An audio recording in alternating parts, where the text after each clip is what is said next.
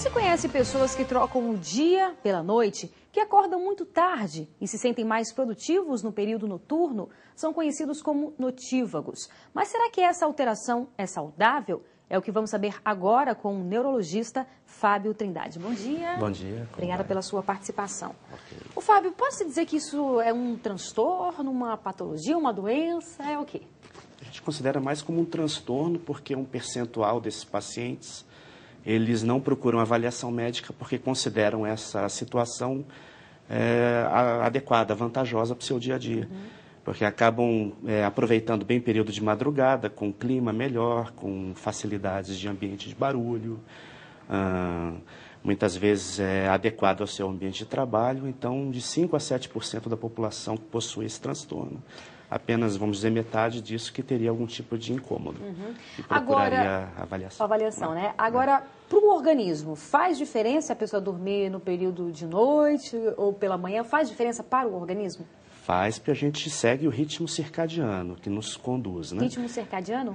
Todos nós temos períodos fisiológicos e naturais de sono pós-alimento e horários de noite, que é onde a gente tem menos produção de melatonina, que é um hormônio que regula isso, né? Menos incidência de luz solar. Então, existe uma condição natural que nos conduz a dormir mais no período da noite. Então, quer dizer que, digamos, não é fisiológico, não é natural. O organismo, então, de uma certa forma, ele se prepara para descansar, adormecer naquele horários período. adequados. Por exemplo, pós-refeições. Pós-almoço, pós-jantar, qualquer ser biológico, em geral, tem uma tendência a uma alcalose, a um certo sono. Existe algum estudo? O que leva, portanto, a pessoa, né, a trocar esse relógio fisiológico?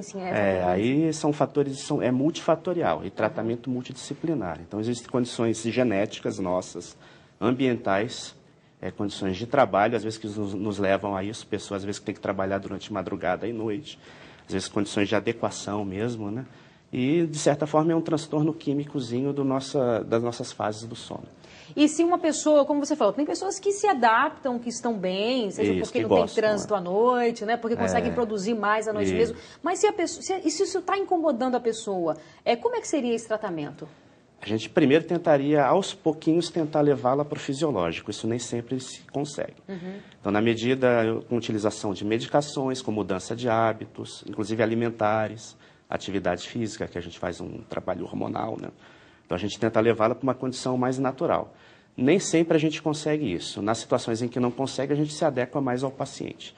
Então, horários de sono que ele vai ter durante o dia, que ele diminua barulho, que ele diminua a luminosidade, que ele adeque a alimentação a um ritmo mais natural.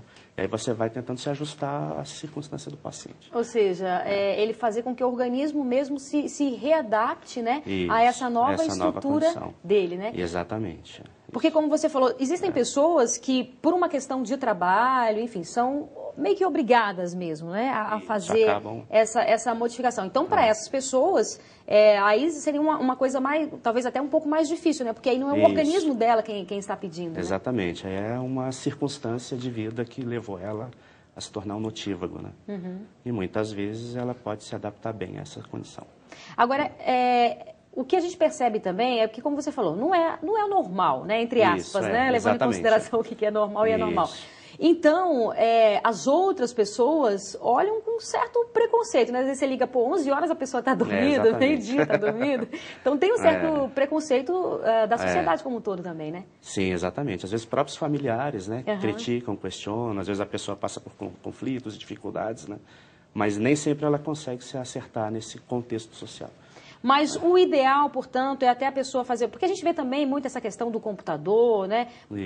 Muitos jovens, então, às vezes ficam até de madrugada no computador. Quer dizer, isso não é nada saudável, né? Exatamente, não é saudável. Porque ela está afetando, alterando o seu ritmo natural. Podendo levar consequências, inclusive, de saúde.